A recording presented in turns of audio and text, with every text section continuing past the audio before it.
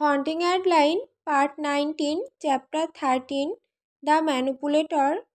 আমি এইমাত্র প্রথম রাউন্ডের এডিটগুলো ফিরে পেয়েছি। মেরিয়েটাকে ফোনের মাধ্যমে বললাম আমি আজ রাতেই ওগুলোর ওপর কাজ শুরু করতে চাচ্ছি। অসাধারণ, যদি কিছু দরকার হয় আমাকে জানিও। সে বলল আমি আমার ম্লান আলোযুক্ত হলওয়ে দিয়ে আমার রুমের দিকে হাঁটছি। তখন হঠাৎ একটা নড়াচড়ার ঝলক আমার চোখে ধরা পড়ল। আমি থেমে গিয়ে আমার আঙুল লাল বাটনে চাপতেই যাচ্ছিলাম, তখনই দেখি একজন মহিলার মতো কিছু একটা চিলেকোঠার দরজাটা দিয়ে অদৃশ্য হয়ে গেল। আমি সেটাকে থামাতে পারার আগেই আমার মুখে হাসি চলে আসে। এই বাড়িতে এত বছর ধরে আমি আছি, কিন্তু এই অপচ্ছায়াগুলো কেবল কয়েকবারই দেখেছি। বেশিরভাগ সময় আমি কেবল কণ্ঠস্বর শুনেছি, পদধ্বনি শুনেছি, দরজা ধপাস করে বন্ধ হওয়া আর বরফ শীতল বাতাসের ঝাপটা অনুভব করেছি, কিন্তু খুব কমই দৃশ্যমান কিছু পেয়েছি। কিন্তু আমি জানি আমি ঠিক কী দেখেছি। একজন মহিলা শক্ত ফ্যাকাশে কোকড়ানো সহ সাদা পোশাক পরিহিত। আমি তার মুখ দেখিনি, কিন্তু একেবারে পরিষ্কার একটা অনুভূতি হচ্ছে যে সে ছিল জিজি। ফোনটা প্রায় ফেলে দিয়ে তাড়াহুড়ো করে তার পেছনে দৌড়ে গেলাম। আমি হলওয়ে দিয়ে ছুটে চিলেকোঠার দরজাটা জোরে খুলে দিলাম। উপরে সিঁড়ি বেয়ে যাওয়া দিকটা একেবারে গাঢ় কালো রঙের। আমার মস্তিষ্কের পেছনে একটা নার্ভাস টিকাল আছে যেটা আমাকে থামালো না। আমি আমার ফোনের ফ্ল্যাশ লাইট টিপে দ্রুত সিঁড়ি বেয়ে উপরে উঠতে থাকলাম। এক ভারী অশুভ বোঝা আমার কাঁধে চাপ দিল, কিন্তু আমি তাও এগিয়ে গেলাম। সে যেই হোক না কেন, সে চেয়েছিল আমি কিছু একটা দেখতে পাই। আমি সেই অনুভূতিতে যেন শিউরে উঠলাম, ভয় আর আনন্দ দুয়ের জন্যই। মুহূর্তে আমি অবতলে পা রাখি, মনে হচ্ছে যেন পানির নিচে শ্বাস নিচ্ছি। এখানকার বাতাস গুমোট আর ভারী, নেতিবাচক প্রভাবে ভরা। মনে হচ্ছে কিছু অন্ধকার জিনিস এই জায়গাটাকে গ্রাস করেছে, আর এটা আমার এখানে থাকা পছন্দ করছে না। আমি অনুভব করতে পারছি এটা আমার দিকে চারপাশ থেকে তলিয়ে যাচ্ছে। এখানে কোথাও একটা সিঙ্গেল বাল্ব আছে, যার সাথে একটা লম্বা তন্তু ঝোলানো। আমি তন্তুটা দেখতে পাওয়ার আগ পর্যন্ত ফ্ল্যাশলাইট ঘোরাতে থাকলাম। চিলেকোঠার যেখানে কোনো বাতাস নেই, সেখানে সেটা এদিক ওদিক দুলছে, আর সেখানকার পরিবেশ ম্যানরের বাইরের জঙ্গলের চেয়েও ঘন মনে হচ্ছে। তাড়াহুড়ো করে দৌড়ে গিয়ে আমি দুলতে থাকা তন্তু ধরে টেনে দিলাম, আর আলো জ্বলে উঠল। এক ধরনের ঘূর্ণনের আওয়াজ নীরবতাকে ভেঙে দিয়ে আরও একটা ভৌতিক সুর যোগ করলো। আমি চোখ কুঁচকে ফেলে নিজেকে প্রস্তুত করলাম কোনো ভয়ঙ্কর রাক্ষস কোণার মধ্যে লুকিয়ে আছে কিনা দেখার জন্য। কিন্তু এখানে উপরে কিছুই নেই, অন্তত এমন কিছু নেই যা আমি দেখতে পাচ্ছি। কেন তুমি আমাকে এখানে উপরে নিয়ে এলে জিজি? আমি জোরে বলে চারপাশে তাকালাম, বোঝার চেষ্টা করলাম এখানে কি দেখা যেতে পারে। অবশ্যই আমি কোনো উত্তর পেলাম না। এই বিষয়গুলো কখনো এতটা সহজ হয় না। এখানে ভিড় জমানো প্রতিটি ধুলোমাখা জিনিসের উপর আমার চোখ গড়িয়ে গেল। আমি সম্পূর্ণভাবে এখানে আসাটা এড়িয়ে গেছি, এমনকি এই জায়গা রেনোভেট করা থেকেও বিরত থেকেছি। জানি না কেন, কিন্তু আমার মনে হয়েছে যদি আমি এটা করি তাহলে কোনো শয়তানি কিছু একটা মুক্তি পাবে। আমার ওপর ভর করার জন্য ইতিমধ্যে যথেষ্ট রাক্ষস আছে। কোনায় একটা পুরনো ফাটা আয়না আছে, যেটার উপর আংশিকভাবে একটা সাদা চাদর ঝুলছে। আমি নিশ্চিত করে ফেললাম যেভাবেই হোক সেটার দিকে তাকাবো না। আমি ভয় পেতে ভালোবাসি, কিন্তু তবুও আমার কোনো ইচ্ছে নেই আয়নায় আমার পেছনে দাঁড়ানো একটা শয়তান দেখতে।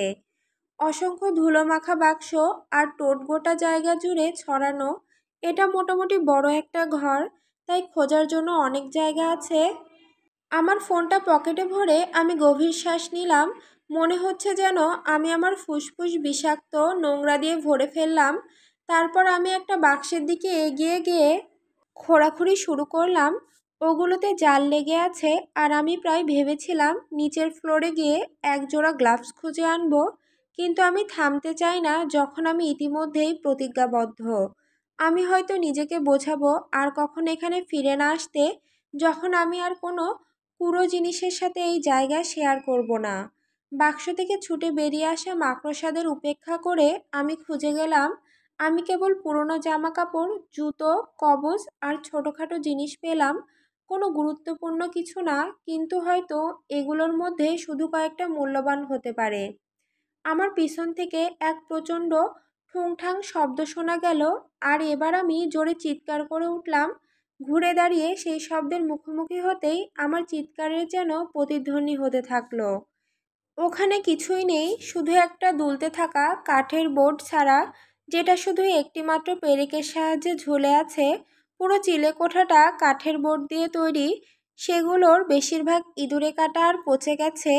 সেখানে কাঠের বোর্ডটা ছিল, সেখানে একটা তলহীন কালো গর্ত। তুমি চাও আমি আমার হাত ওঠার মধ্যে ঢুকাই, তাই না? আমি শুষ্কভাবে বলে চারপাশে তাকালাম, যদি আমি জিজিয়ের আরেকটা ইঙ্গিত দেখি, সেই আশায়। যদিও সেই ফাকিং আয়নার দিকে তাকালাম না। আমার ধপধপে বুকে হাত রেখে আমি সাবধানে দুলতে থাকা কাঠের দিকে এগোলাম। ফোনটা হাতে তুলে আবার ফ্ল্যাশ লাইট অন করে গর্তের ভেতরে আলো ফেললাম। ওটা একটা প্ল্যাটফর্ম, আর গর্তের গভীরে মনে হচ্ছে 2 টুকরো কুঁচকানো কাগজ আছে। আমি জোরে গর্জে উঠলাম, ফাক! তুমি সত্যিই চাইছো আমি হাত ঢুকাই ওটার মধ্যে? ছারপোকাকে আমি ভয় পাই না। এই পৃথিবীতে খুব একটা বেশি জিনিস নেই যেটা সত্যি আমাকে ভেতর থেকে ভয় দেখায়, কিন্তু এর মানে এই নয় যে আমি কোনো ছারপোকায় ভরা গর্তে আমার হাত ঢোকাতে পছন্দ করব। তাছাড়া আমি অবাক হব না যদি এখানে থাকা যে কোনো খারাপ শক্তি ঠিক করে আমার হাত ধরে ফেলে। আমি স্বীকার করছি, তখন হয়তো আমি একটু প্রসাবী করে ফেলবো। একটা দীর্ঘশ্বাস ছেড়ে আমি হাত ঢুকিয়ে দিলাম। কাগজগুলো ছিনিয়ে ধরে হাত টেনে বের করলাম। সবটা 1 সেকেন্ডের মধ্যেই হলো। আমি প্রায় মুখ খুলে গর্ব করতে যাচ্ছিলাম, কিন্তু ঠিক করলাম একই বাড়িতে ভাগাভাগি করে থাকলে কোনো কিছু না বলাই ভালো না। আমি ঘুরে দাঁড়িয়ে ছুটে গিয়ে তন্তুটা টেনে লাইট বন্ধ করলাম।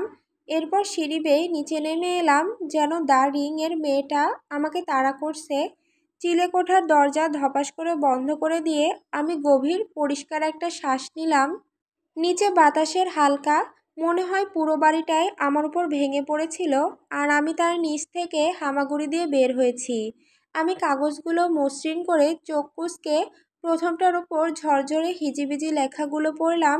আমাকে যা করতে বলা হয়েছিল আমি তাই করেছি, কারণ যদি আমি না করতাম তাহলে আমি জানি আমি পরের জন হতাম। তাই এটাই আমার স্বীকারোক্তি। আমি তাকে তার খুন ঢাকতে সাহায্য করেছি। আমি খুব দুঃখিত। আমি বারবার নোটটা পড়লাম, আর আমার হৃদস্পন্দন বেড়ে গেল। যেই এটা লিখেছে সে জিজির খুন নিয়ে বলছে, নিশ্চয়ই তাই। কে তাকে সাহায্য করেছে খুনের বিষয়টা লুকাতে? সেই লোকটা কে? অন্য নোট খুলে আমি 1 সেকেন্ডে বুঝতে পারলাম এটা তার ডায়েরি থেকে ছেঁড়া একটা পৃষ্ঠা। আমি বিজয়ী হাসি হাসলাম, কিন্তু পড়া শুরু করতেই হাসি মিলিয়ে গেল সেই এলোমেলো শব্দগুলো দেখে। আমাকে তাড়াতাড়ি করতে হবে, সে বলেছে সে আসছে, আর আমি ভয় পাচ্ছি। আমি যদি দৌড়াই সে আমাকে ধরে ফেলবে। তাই আমি এই নোট লিখে রাখছি, এই আশায় যে কেউ এটা খুঁজে পাবে যদি আমার সাথে কিছু ঘটে। জন, এটা হোক। নোটটা এখানেই শেষ, এমনকি শেষ লেখাটাও লেখা হয়নি। আমি অবিশ্বাসে তাকিয়ে থেকে মুখ হাঁ করে বসে থাকলাম। তুমি কি আমার সাথে মজা করছো জিজি? তুমি এখানেই শেষ করে দিলে? এটাই তুমি আমাকে দেখাতে চেয়েছিলে? একটা নোট যেখানে তুমি প্রায় বলতে যাচ্ছিলে কে সেটা, কিন্তু না। আমি জোরে চেঁচিয়ে আমার অর্থহীন বাক্যগুলো শেষ করলাম। এরপর পা মাটিতে চাপড় মেরে হাত দুটো ছড়িয়ে দিলাম। অবশ্যই সে আমাকে কোনো উত্তর দিল না। নাটকীয়ভাবে গর্জে আমি বেডরুমের ভেতরে ঢুকে দরজা ধপাস করে বন্ধ করে দিলাম। আমি এখন তার উপর খুব রেগে আছি। এখানে না আসাই তার জন্য ভালো। হয়তো আমি তাকে লাথি মেরে আবার বাইরে বের করে দেব। সে বাইরে দাঁড়িয়ে আমাকে দেখছে, উজ্জ্বল লাল চেরি চাঁদের আলোতে ঝলমল করছে। আমি তার দিকে তাকিয়ে থাকলাম। পরিচিত ভয়ের শিকলগুলো আমাকে শক্ত করে চেপে ধরেছে, কিন্তু তবু আমার পেটে যেন ইট বসে আরও নিচে ডুবে যাচ্ছে। আমি ঠোঁট কামড়ে ভাবতে থাকলাম, আমি কি আবার তার মুখোমুখি হব? আমার ফোন তুলে পুলিশে রিপোর্ট করাই হবে সবচেয়ে যুক্তিসঙ্গত কাজ। কিন্তু পুলিশ কিছুই করতে পারবে না। তারা এখানে পৌঁছানোর আগেই সে আবার উধাও হয়ে যাবে। আর পুলিশের রিপোর্ট দিয়ে কী লাভ যদি তারা আগের বারের মতোই হারিয়ে যায়? তার স্পষ্ট ভেঙে ভেতরে ঢোকার দক্ষতা, হ্যাকিংয়ের দক্ষতার কথাও বাদ দাও, সে স্পষ্টতই জিনিসপত্রের সাথে ছিনিমিনি খেলছে। কিন্তু হয়তো এতে কিছু যায় আসে না। শেরিফ ওয়াল্টাস জানে আমার একটা স্টকার আছে, যদিও সে বলেছে তাদের কাছে এর কোনো রেকর্ড নেই। হয়তো এটাও কল করার জন্য যথেষ্ট কারণ। সে হয়তো এখনই আমাকে হত্যা করার প্ল্যান করছে, যেমনভাবে জিজির স্টকার তাকে হত্যা করেছিল। গত 3 রাত ধরে আমি সেই নোট পড়েছি আর তার ডায়েরিগুলো ঘেঁটে দেখেছি, কিন্তু আমি কোনো প্রমাণ পাইনি যে তার স্টকারই ছিল খুনি। কিন্তু আমি নিশ্চিত যে আমি ঠিক।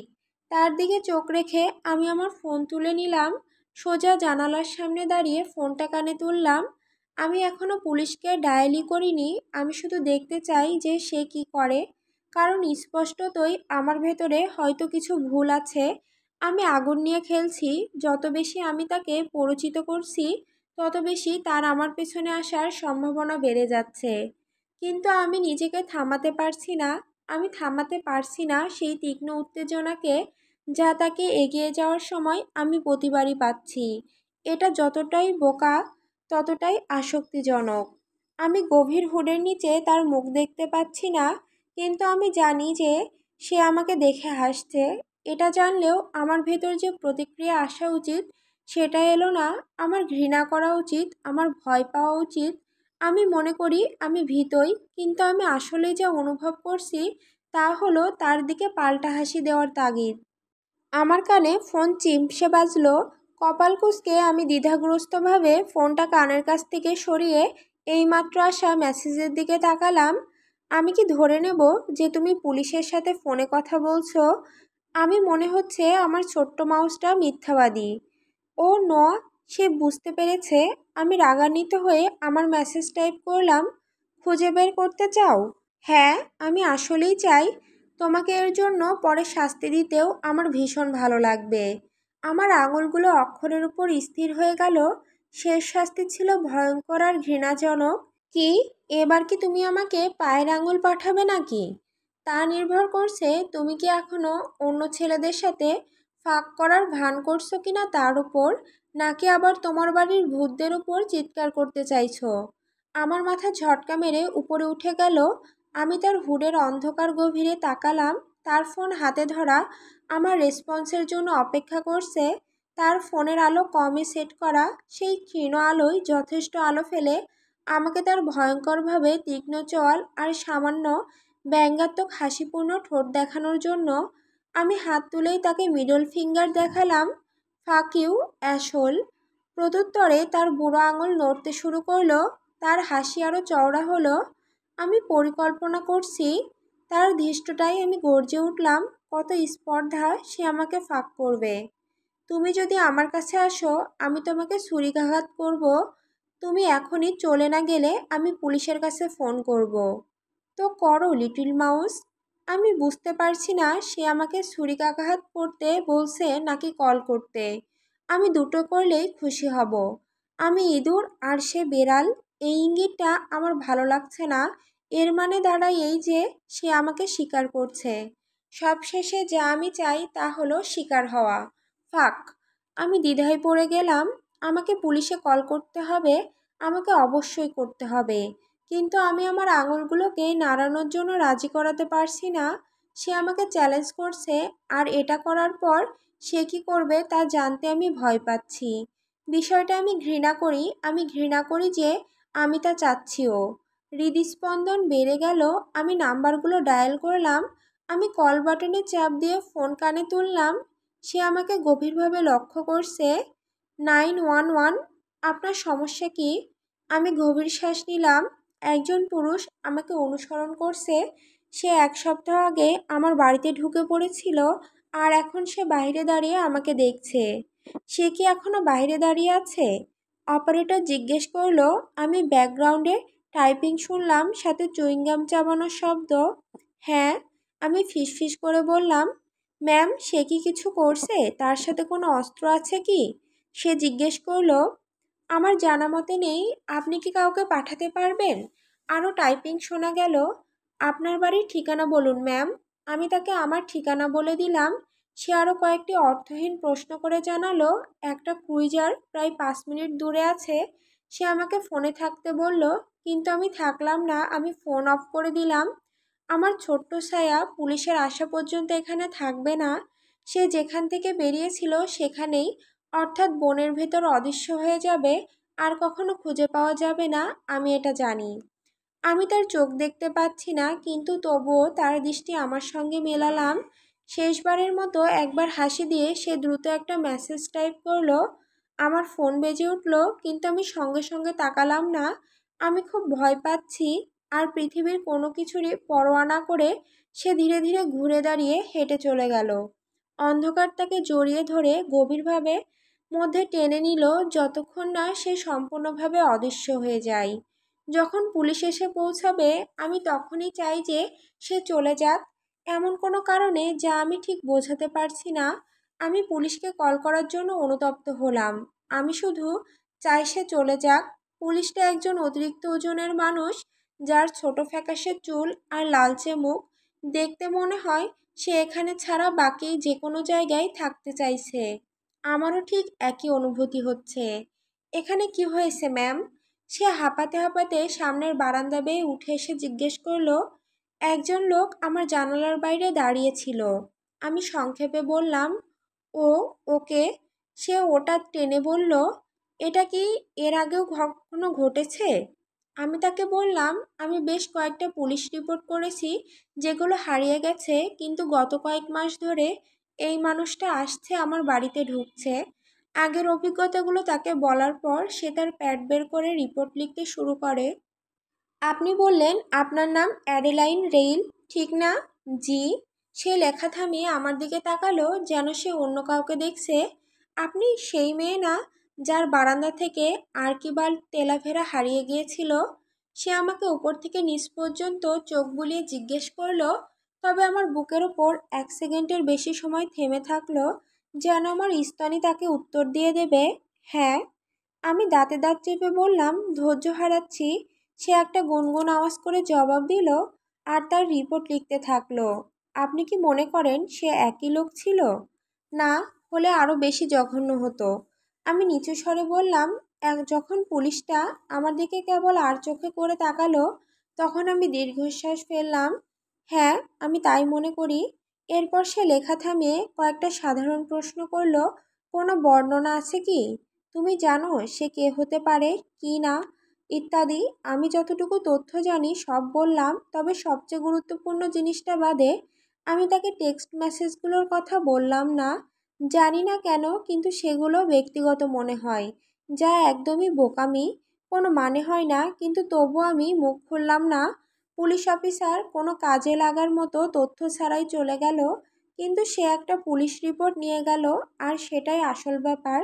গরম পানিতে শাওয়ার নিয়ে বিছানায় গা এলিয়ে দেওয়ার পরই আমি তার শেষ মেসেজটা পড়লাম। যত বেশি তুমি আমার কথার অবমাননা করবে, শাস্তি তত কঠিন হবে। আমি এই ছোট্ট শিশ্নের প্রিককে খুঁজে বের করব। দায়ের আগে ঘোষণা দিল। সে প্রায় কিবোর্ড ভেঙে ফেলছে টাইপ করতে করতে। জানি না কী লিখছে। আমি সবে তাকে গত রাতের ঘটনা বলেছি। আমি আমার ড্রিঙ্কসকে এক চুমুক নিলাম। এটুকু যথেষ্ট নয়, তাই আরেকটা চুমুক নিলাম, এবং শেষে পুরো জিনিসটা একদম গলাধঃকরণ করে ফেললাম।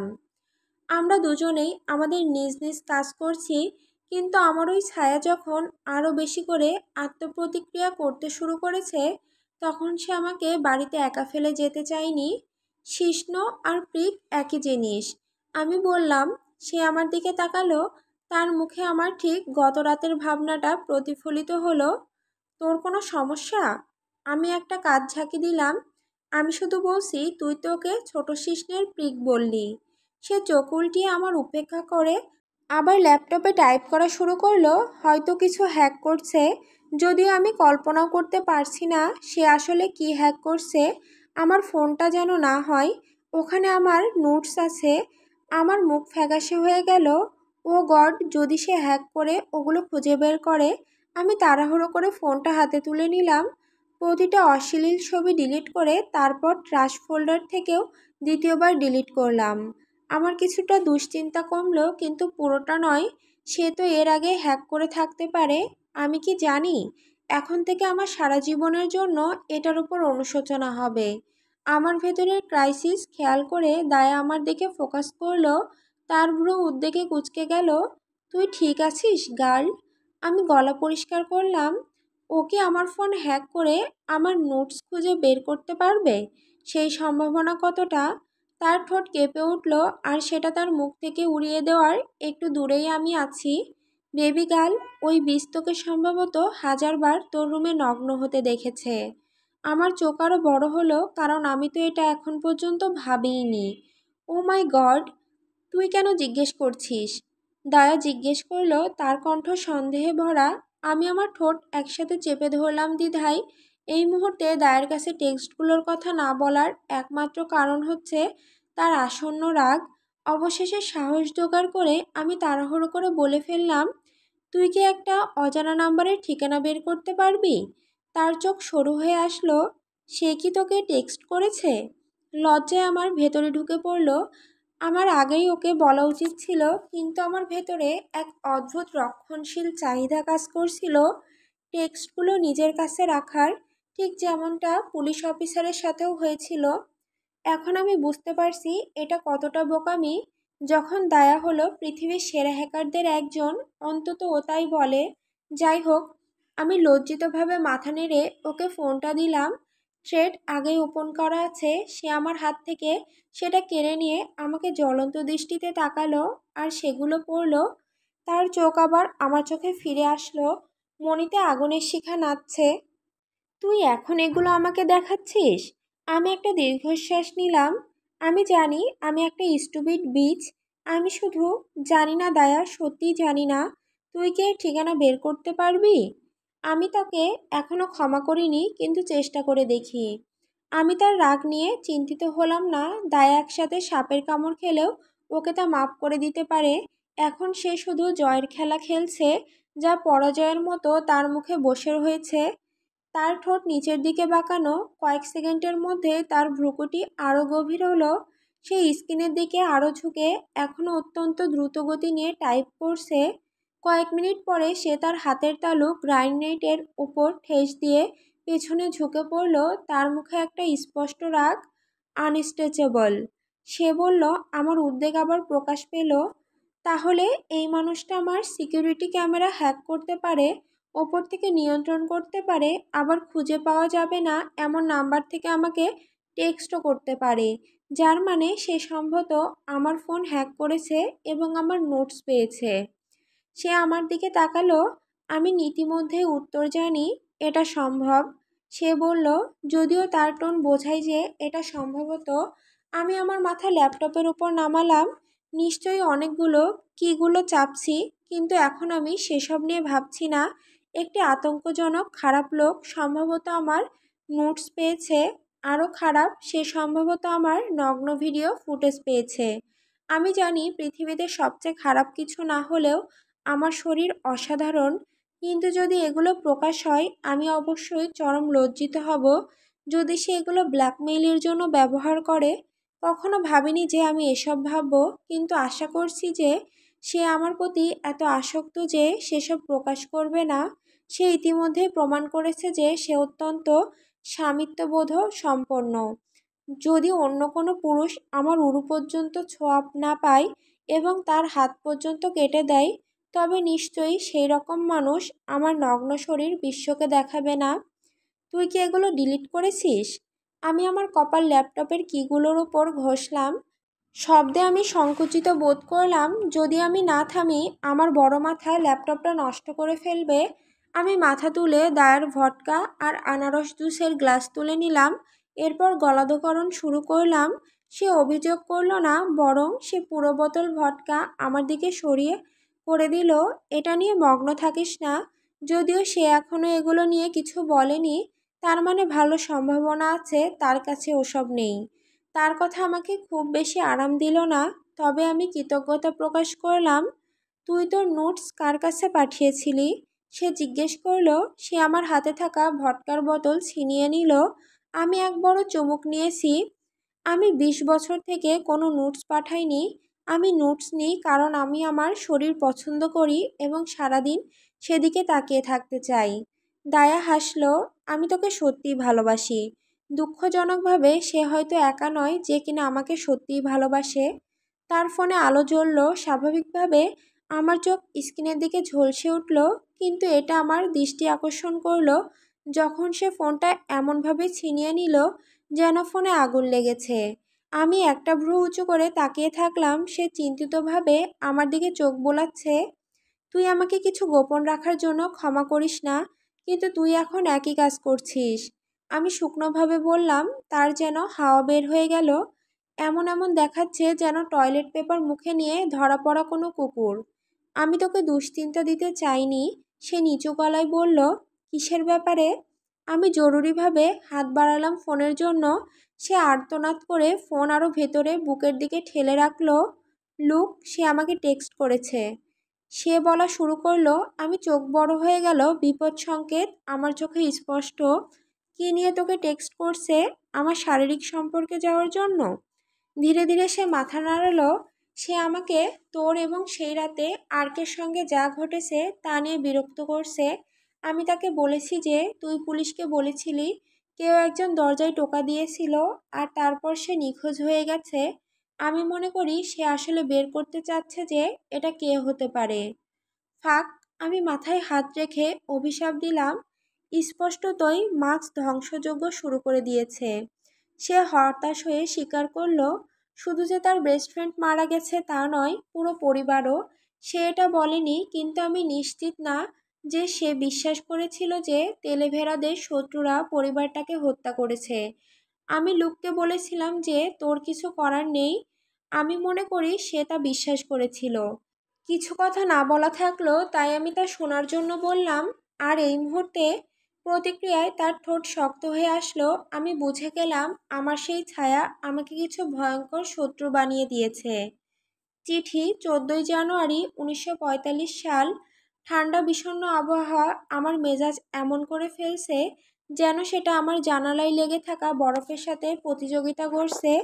ফ্রাঙ্ক আজ এসেছিল, এমনকি সেও আমার খারাপ মেজাজ টের পেল। সে আমাকে খুশি করার জন্য বাজে কৌতুকও বলেছিল। স্বীকার করছি, এক দুটোতে আমি হেসেছি, কিন্তু এর বেশি কিছু বের করতে পারিনি। গতকাল আমার আর রোনালদোর ঝগড়া হয়েছে। সে বলেছে জনের সাথে আমি এখনও আছি। এটা সে একদম সহ্য করতে পারছে না। এর মধ্যে ভীষণ ঈর্ষা তৈরি হচ্ছে। আর তার যে কোনো দোষ নেই তা আমি বলবো না, কারণ ওকে অন্য কোনো মহিলার সাথে ভাবতেই আমার প্রায় অন্ধক্রোধ চলে আসে। কিন্তু রোনালদোর জীবন এখনও আমার কাছে রহস্যময়। সে বলেছে তার বিপজ্জনক জীবনধারার মধ্যে আমাকে জড়াতে সে অস্বীকার করে, অথচ আমি এখনও নিশ্চিত নই এর মানে আসলে কি। আমি কিভাবে আমার মেয়ের জন্য স্থিতিশীলতা ছেড়ে দেব শুধুমাত্র এমন একজন পুরুষের জন্য যার জীবন এখনও রহস্যময় আর বিপজ্জনক? আমি দিশাহারা।